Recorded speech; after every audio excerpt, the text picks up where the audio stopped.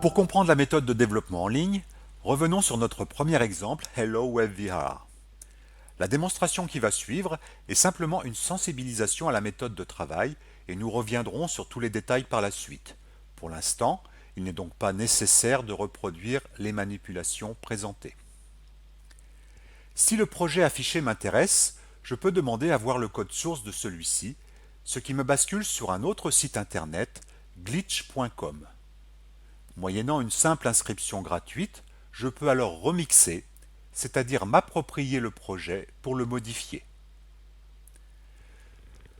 Je suis maintenant sous mon profil du site Glitch et je vais pouvoir changer ce que je souhaite dans ce projet, soit par le code, soit au niveau de l'inspecteur graphique.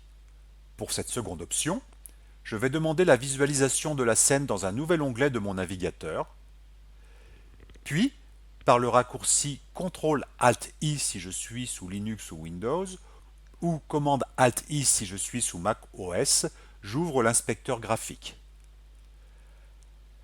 L'affichage a maintenant basculé en mode développeur et en sélectionnant les objets et les outils, je vais pouvoir les déplacer, les tourner, modifier leur taille, mais également toutes leurs propriétés qui s'affichent dans le panneau de droite, comme la couleur,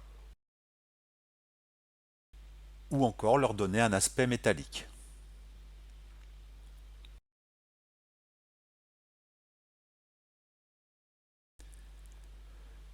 Une autre manière de modifier le projet est d'agir directement sur le code source. Je repasse pour cela sur l'onglet précédent et demande l'affichage du fichier index.html, le fichier d'entrée de mon projet.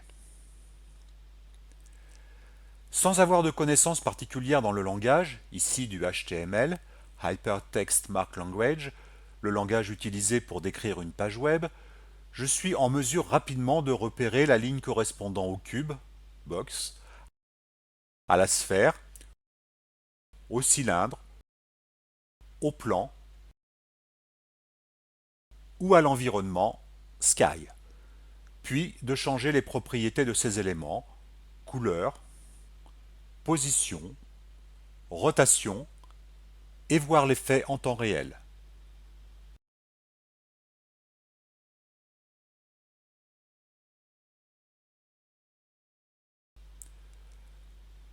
Je peux même dupliquer un objet par simple copier-coller de son code.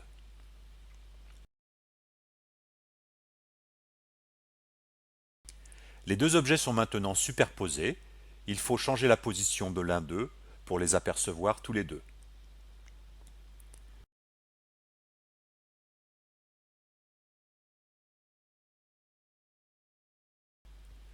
Maintenant, fini de jouer, on passe aux choses sérieuses avec un vrai projet dans la vidéo suivante.